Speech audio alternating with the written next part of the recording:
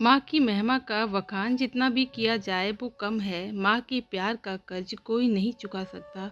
और माँ की ज़रूरत क्या है, इसे स्वामी विवेकानंद ने बखूबी समझाया है।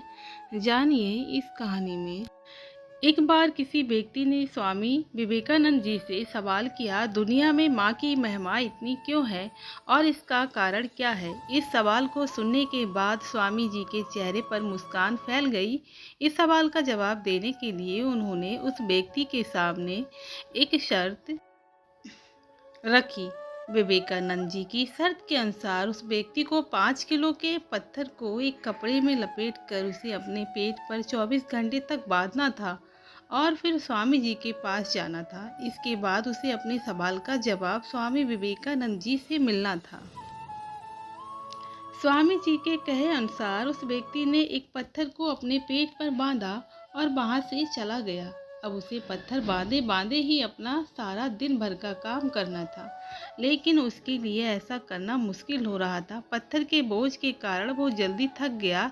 दिन तो जैसे तैसे गुजर गया, लेकिन शाम होते होते उसकी हालत खराब हो गई। जब उससे रहा नहीं गया तो वो सीधे स्वामी जी के पास गया और बोला, स्वामी जी, मैं इस पत्थर को ज़्यादा समय तक बांध कर नहीं रख सकता। सिर्फ एक सवाल का जवाब जानने के लिए मैं इतना कष्ट नहीं सह सकता। उस व्यक्ति की बात सुनकर स्वामी जी मुस्कुराते हुए बोले, तुम 24 घंटे भी पत्थर का भार संभाल नहीं सके। और माँ अपनी कोख में बच्चे को 9 महीने तक रखती है और सभी तरह के काम करती है, इसके बाद भी उसे जरा भी थकान महसूस नहीं होती। इस पूरे संसार में माँ जैसा और कोई नहीं है जो इतना शक्तिशाली और सहनशील हो। माँ तो शीतलता और सहनशीलता की मूर्त है। माँ से बढ़कर इस दुनिया में कोई नहीं है।